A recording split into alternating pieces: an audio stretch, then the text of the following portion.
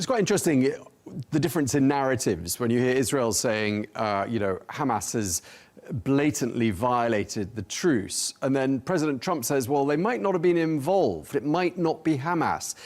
Do you think we've entered a new phase here where it used to be Israel, calling out Hamas all the time?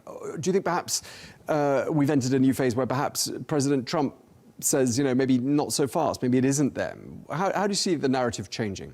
Look, Israel and Hamas are the two enemies fighting each other, but Israel and Hamas are not at the moment the decision makers regarding what's happening in Gaza and what will happen in Gaza in the future.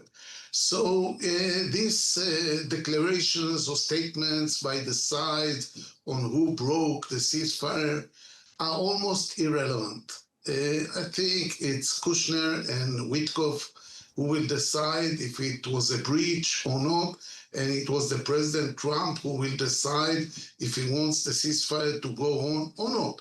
There might be a certain point in which President Trump will give up and decide that this is not a real ceasefire and give us a free hand to continue the war. But as long as the President and his colleagues, the other mediators, as Egypt, Qatar, and Turkey, want the ceasefire to hold, it will hold.